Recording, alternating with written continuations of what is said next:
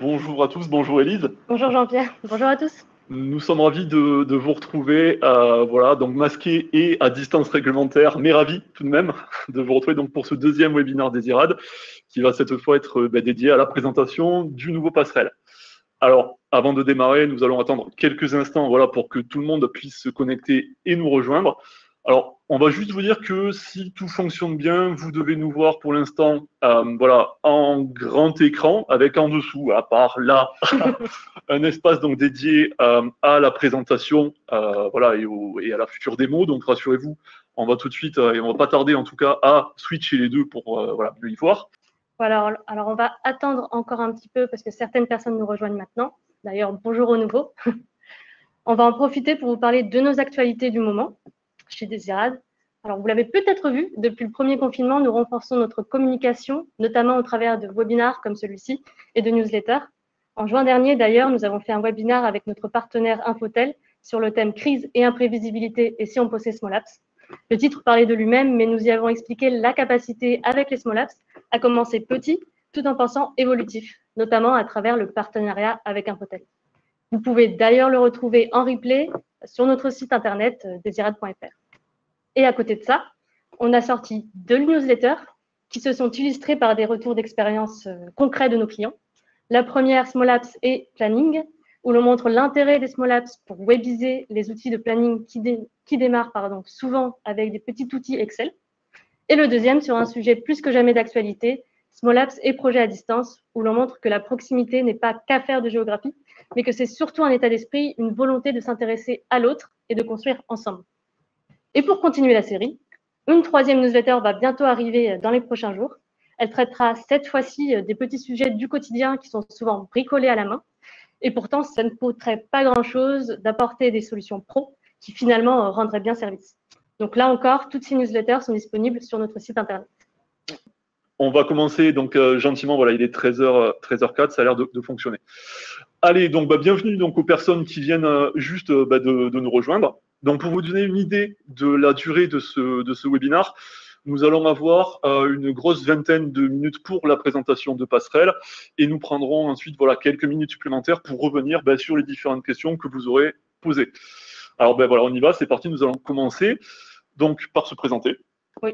Donc je suis donc Jean-Pierre-Yves, je suis référent, je suis chez Desirad voilà, depuis 11 ans maintenant et je suis référent client.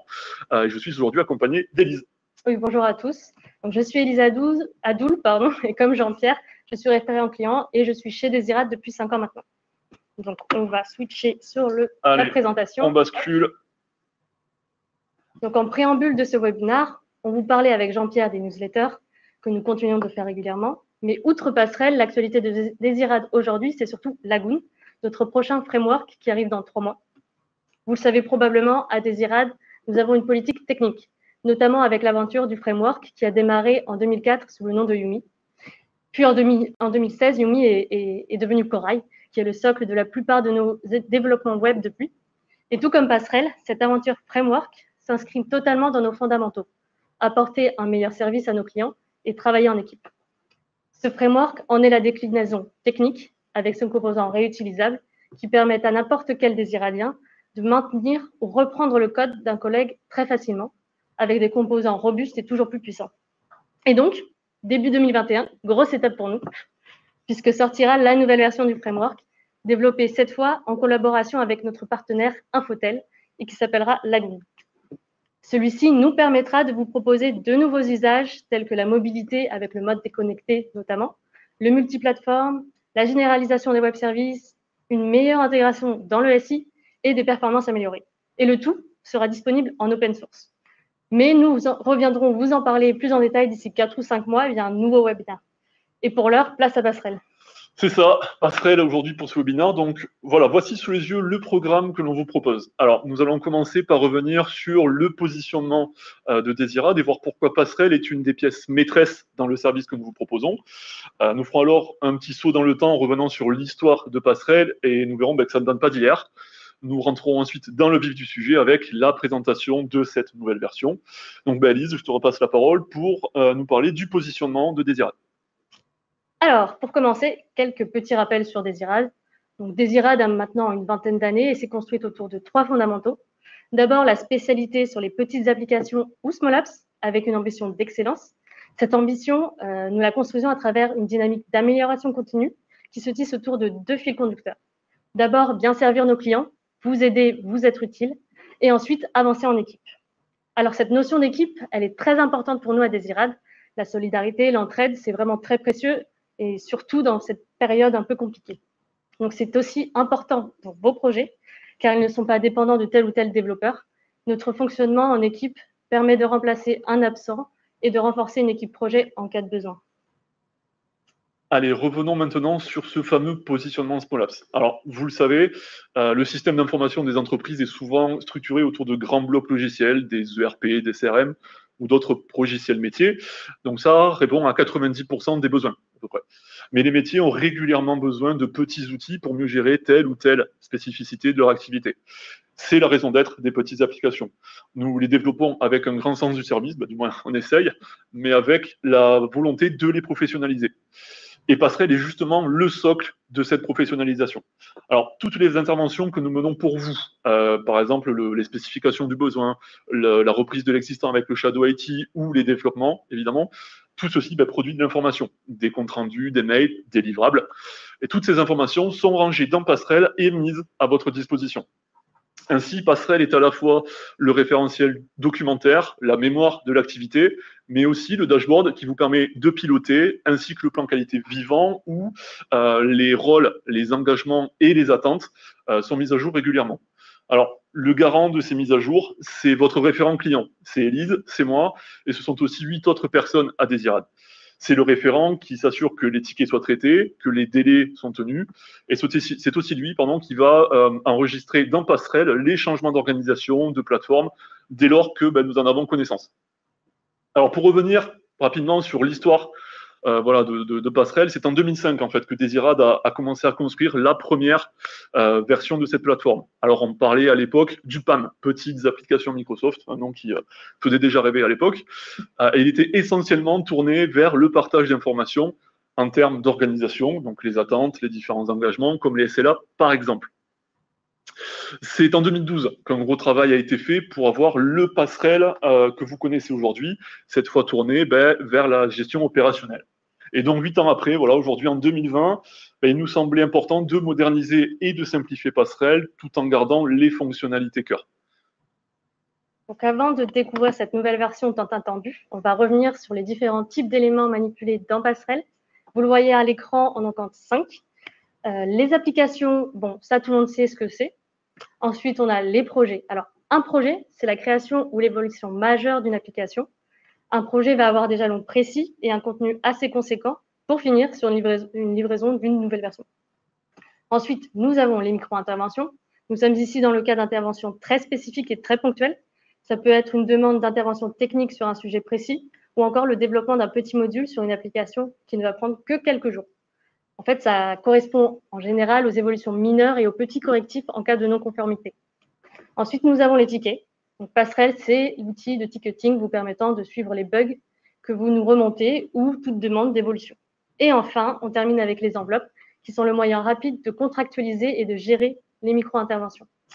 Allez, sans plus attendre, nous allons pouvoir rentrer dans le vif du sujet avec la démonstration de ce Passerelle 2.0. Alors, voilà, afin de faire la transition, vous avez à l'écran la page de connexion de Passerelle telle que vous la connaissez aujourd'hui et que l'on utilise depuis 2012. Élise, allez, on y va ? C'est le grand moment que tout le monde attend. Basculons sur cette nouvelle version. Alors, avec des effets spéciaux dignes d'Hollywood, vous venez de le voir. Nous y voici. Donc, on remarque tout de suite la nouvelle identité visuelle de Désirade qui est mise à l'honneur avec plus de couleurs et de modernité. Et nous allons tout de suite nous connecter. Alors, le temps pour Élise de saisir les identifiants. On va juste vous préciser que dans le cadre de ce webinaire, nous allons faire comme si nous étions un client de Désirade en se connectant avec un compte particulier afin d'avoir exactement la vision que vous aurez lorsque vous utiliserez l'outil. Donc voilà, nous sommes sur la page d'accueil de ce nouveau Passerelle. Avant de vous présenter en détail la philosophie de cette page et son contenu, on va d'abord se concentrer sur l'ergonomie générale de la page. Donc, vous retrouvez désormais les éléments principaux de votre activité dans le volet latéral de gauche, ici. Ce menu peut être déplié en permanence, comme ici, ou au contraire, toujours replié, et s'afficher uniquement lors du passage de la souris. Donc, ça permet de maximiser l'espace de la page. Si je le remets, voilà. Vous l'aurez peut-être reconnu ici, on s'est inspiré de ce qui se fait actuellement sur Gmail de Google. Outre ce nouveau menu qui est au centre de l'application, une nouvelle zone de recherche ici vous permettra désormais d'accéder rapidement à une application en saisissant son nom ou à une enveloppe ou un ticket en rentrant son code, simplement. À côté de ça, on retrouve également les fondamentaux de nos applications Corail avec la navigation par onglet pour pouvoir ouvrir plusieurs fenêtres tout en restant dans le même onglet du navigateur, avec les grilles qui proposent toujours des outils assez puissants comme des filtres identiques à ceux d'Excel, avec la possibilité de personnaliser chaque grille de l'application avec la sélection de colonnes qui vous intéresse le plus, par exemple, la possibilité d'exporter le contenu de ces grilles sous Excel, ou encore la possibilité de passer passerelle en anglais avec le petit drapeau ici. Donc maintenant, on va passer à cette fameuse page d'accueil. C'est ça, pour vous décrire un petit peu voilà, ce que vous allez voir dedans. Donc, l'objectif que nous avons voulu atteindre avec cette page d'accueil est d'abord un véritable dashboard qui montre très simplement toute l'activité en cours pour la personne connectée. Alors, vous allez par exemple avoir directement accès au projet en cours de développement ou de recettes, aux tickets ouverts ou encore aux dernières livraisons effectuées. Alors, vous le voyez, une des principales nouveautés qui sautent aux yeux réside dans le planning simplifié sous forme de frise. Voilà, en partie haute ici. On va y retrouver les projets et les micro-interventions qui sont en cours afin de voir directement quelles sont les prochaines échéances. Vous voyez par exemple ici, là, voilà, un petit triangle qui montre une livraison à venir. Voilà, celui-ci. Et on va ainsi voir voilà, si on est en retard ou en avance en fonction de la couleur, vert ou rouge, voir également les phases de validation en bleu, donc côté client, et de garantie, les petites hachures. Sur la partie basse, cette fois, le focus est mis sur les tickets ouverts que vous allez créer, ainsi que sur les différentes enveloppes ouvertes. Des indicateurs rouges, vous voyez ici le petit 1, des indicateurs rouges nous indiqueront si des tickets n'ont pas été traités ou si des enveloppes sont dans des états incohérents. Ce nouveau dashboard va donc également permettre à nous, donc aux équipes de Désirade, d'être encore plus rigoureuses dans la mise à jour des informations. Maintenant, Elise, si je dis pas de bêtises, tu vas nous parler, nous passer en revue en fait les différents éléments du menu de gauche. Ouais, c'est bien ça. Donc, on va commencer avec les applications. Un simple clic dessus vous permet d'afficher l'ensemble des applications de votre scope et d'y appliquer éventuellement des filtres. Ça peut paraître bête, mais cela n'existait pas dans la précédente version. Et désormais, avec cette vision complète du parc d'applications, un DSI pourra très facilement voir combien d'applications sont sur une technologie donnée, en VBA Excel par exemple. Hop, si je désélectionne ici. Voilà. Et peut-être penser à les moderniser. On pourrait également imaginer un tri par domaine et voir que la RH ou la qualité ont pas mal d'applications, ce qui peut poser certaines questions. Donc, ce système de liste complète va être disponible sur chaque élément du menu avec les projets, les micro-interventions, les tickets et les enveloppes. Et bien sûr, sur chaque ligne, un bouton est disponible vous permettant d'accéder à la fiche de l'élément concerné, ici l'application. Voilà, donc le temps que ça s'affiche. Donc cette page de l'application, c'est vraiment la carte d'identité en fait de l'application. On y retrouve la même base que dans la précédente version de Passerelle, avec les informations qui décrivent à la fois le fonctionnel et le technique de l'application, mais également les acteurs donc en charge du projet, que ce soit côté client ou côté Désirade. Également la possibilité donc d'accéder aux derniers livrables effectués sur cette application, aux derniers documents publiés et au projet en cours. Alors, une des fonctionnalités importantes de la précédente version a été conservée, mais déportée pour des raisons de performance. Il s'agit de la possibilité de consulter les différents mails échangés au sujet d'une application. Ceci est maintenant accessible via ce bouton-là, donc à la demande, et non plus chargé par défaut avec le reste. Alors, chaque fois, pour vous expliquer un petit peu le process qui est derrière, chaque fois que vous envoyez un mail sur un sujet à quelqu'un de Désirade et inversement, ce mail est rangé dans un dossier spécifique et se retrouve disponible ici dans Passerelle. Ainsi, voilà, quelqu'un qui va vouloir, qui arrive chez vous côté client et qui doit reprendre la gestion du parc d'applications, va retrouver l'ensemble des échanges et toute la mémoire de l'activité depuis le début de la relation entre vous et nous. Alors, revenons sur la fiche de l'application.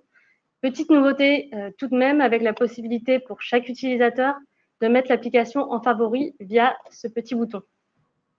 Cela a pour effet de rajouter un élément dans le panneau latéral, ici, pour accéder encore plus facilement à cette application. Un deuxième onglet de cette page s'appelle Activités et vous permet maintenant de retrouver l'ensemble des projets et micro-interventions qui ont été faits dans le cadre de cette application.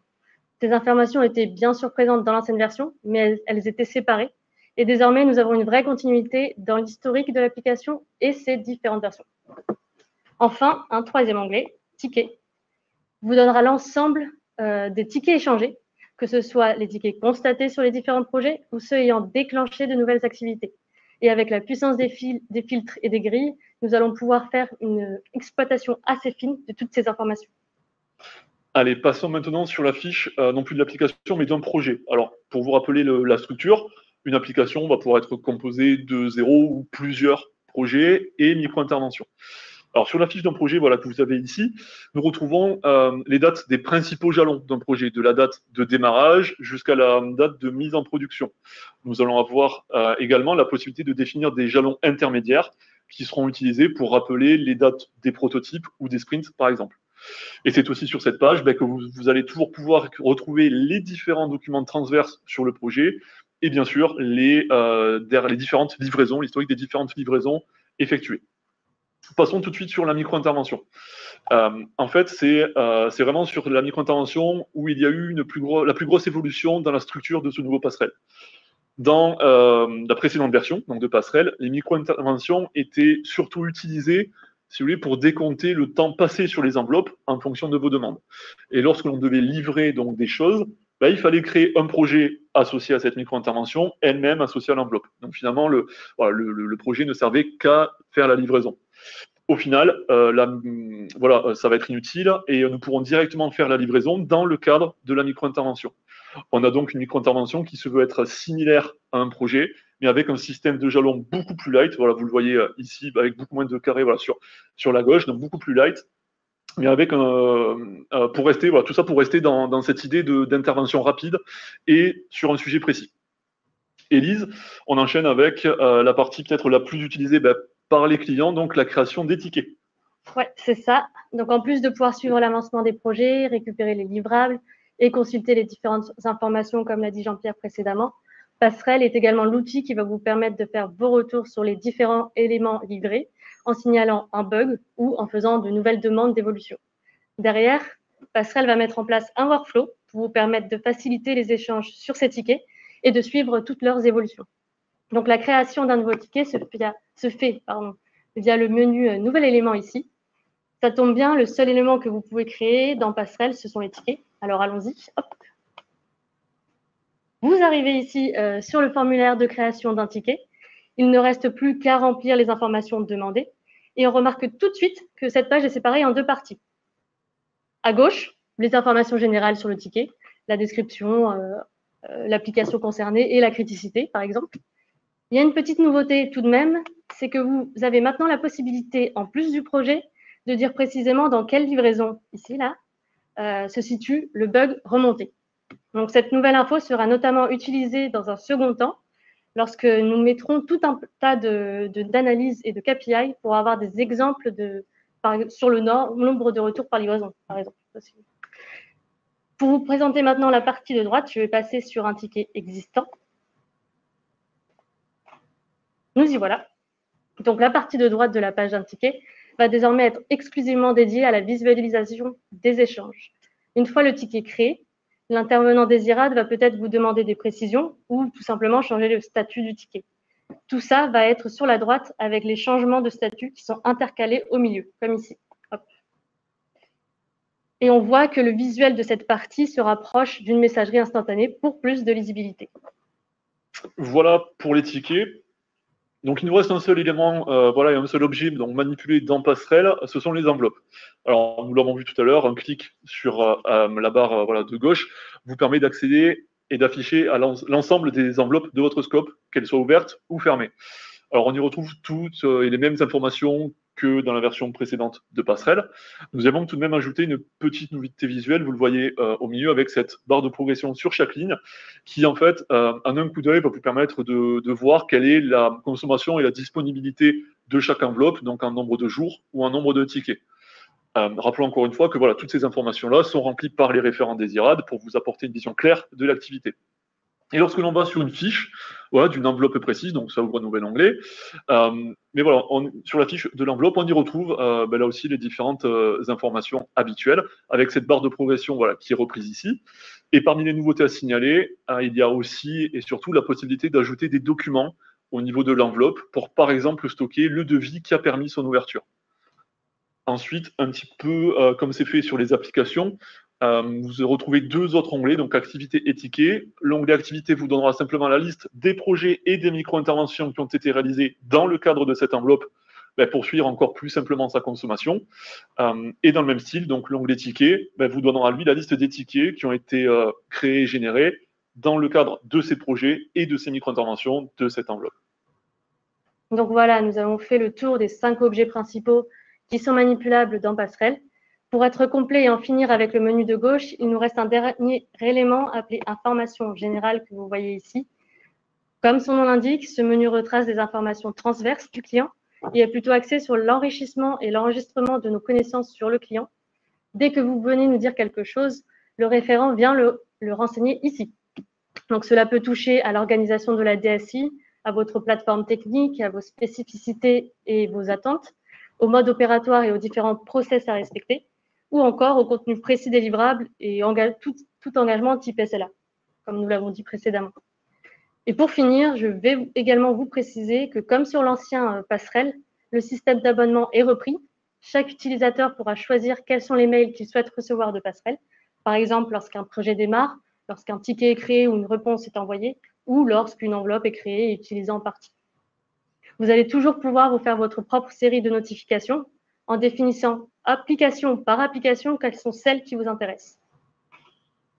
Voilà, nous arrivons gentiment donc à la conclusion de ce webinaire. Alors, évidemment, difficile de tout vous montrer en 20 minutes, mais vous l'aurez compris, cette nouvelle version de Passerelle a été pensée pour vous permettre d'avoir une vision immédiate et la plus simple possible, à la fois des choses en cours, mais aussi de l'historique de l'ensemble de l'activité. Alors, un dernier petit mot pour vous dire, et je vois que c'est une des questions qui traîne dans le chat, que cette nouvelle version de Passerelle va être disponible d'ici la fin de la semaine. Alors demain, si tout va bien, sur la même adresse que l'ancien, donc passerelle.desirade.fr. Je précise également que vos identifiants de connexion sont exactement les mêmes que pour la version actuelle. Si vous n'avez pas, là aussi il y avait une question, si vous n'avez pas de compte et de login, rassurez-vous, le référent client, votre référent client, va très vite revenir vers vous et même organiser peut-être des présentations un peu plus poussées de tout ça. Donc là-dessus, il n'y a pas de problème. Et voilà, même si nous sortons effectivement cette nouvelle version dès demain, on voulait vous dire qu'il y a de nouvelles améliorations qui sont déjà dans les tuyaux. Alors, Élise vous en a parlé, il y a l'élaboration de KPI, donc plutôt axé sur le suivi de la qualité avec les tickets, ou encore, alors un petit peu plus compliqué, mais la création d'un module dans Passerelle qui nous permettra d'échanger avec vous des fichiers volumineux en toute sécurité. Et pour aller plus loin donc, dans cette démarche d'amélioration continue, nous allons très prochainement, on ne sait pas encore sous quelle forme, mais mettre en place un système vous permettant de faire vos suggestions d'amélioration et ainsi améliorer davantage cet outil qui est au centre de notre relation.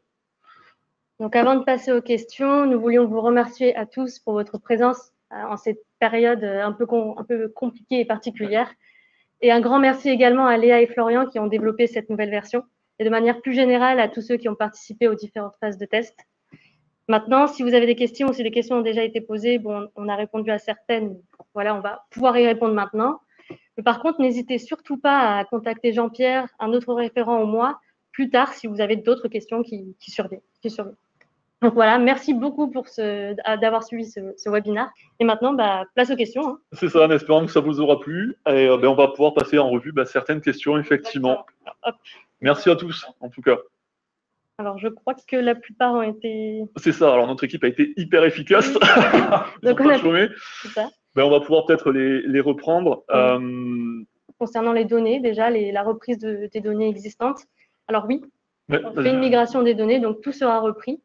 Il y aura peut-être des petits ajustements, mais c'est parce qu'il y a par exemple la micro-intervention a un peu changé.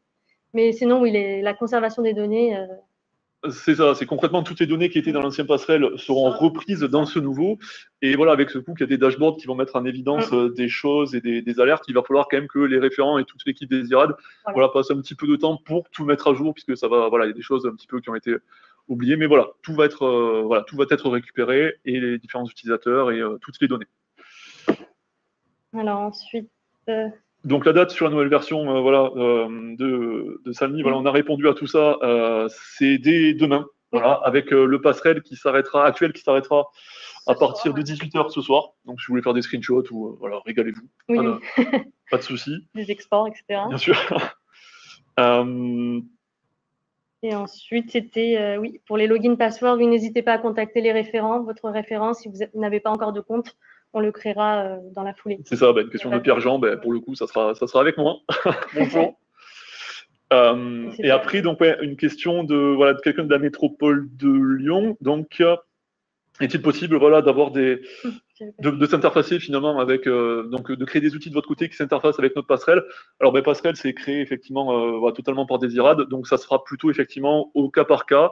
Donc il faudrait étudier tout ça, mais il n'y a pas, je pense pas qu'il y ait de soucis particuliers, donc n'hésitez pas effectivement à vous rapprocher de votre référent. Donc là, c'est pour Patrick, donc sur Lyon, pour discuter de tout ça. Il y a une nouvelle question. Passerelle reste un service inclus dans vos prestations, pas de ticket d'entrée payant? Alors, non. Non. C'était gratuit, ça reste totalement gratuit. En fait, ça fait partie du service étendu que l'on vous propose et qui rentre totalement dans cette fameuse professionnalisation des petites applications. Quand vous travaillez avec nous, vous n'avez pas seulement une appli développée, mais vous avez vraiment tout ce suivi et tout ce package derrière qui est fourni. Exactement. On dirait BFM Télé. Oui. Merci, avec un petit côté anxiogène peut-être en moins, on l'espère. Pardon, pas les masques. Donc bon. On a tout ce qu'il faut. Merci à tous pour vos retours. On vous propose, s'il n'y a pas d'autres questions, de s'arrêter là. Oui. Merci à tous et on espère que ça vous aura plu, tout simplement.